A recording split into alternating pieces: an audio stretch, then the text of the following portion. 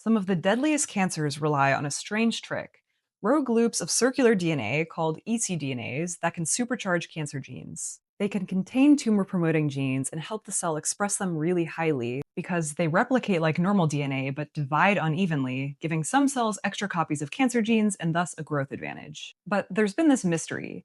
If ecDNAs are freely floating in the nucleus, how do they not get lost during cell division? Now, only like 50 years after ecDNAs were first discovered, a new study finally gives us some answers. Researchers from Howard Chang's lab set up an elegant experiment. If you put a mix of human DNA sequences into ecDNAs into cells, which ones are retained through cell division? Well, it turns out there are a lot of genomic fragments that can facilitate this. And they're almost entirely active regions of the genome, regions that facilitate gene expression like promoters and enhancers. And them being active really matters. If you add chemical groups to inactivate them, then those elements lose their retention capacity. And to further back up that finding, if you look at patient tumor samples containing an ecDNA with a cancer gene on them, they almost always also include one of these active retention elements. Okay, but still, how does an active genomic region facilitate retention? Well, in general, the ecDNAs are probably hitching a ride on chromosomes, the main things that must end up in the nucleus after cell division. And indeed, if you image chromosomes and ecDNAs during cell division, they tend to track together. But how, given that chromosomes are super condensed during this process? Well, certain bits of chromosomes actually remain relatively accessible during cell division, and it appears that ecDNAs especially contact those places.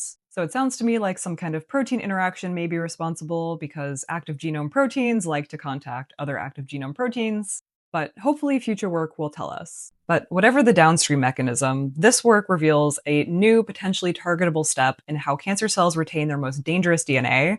So I really enjoyed this paper.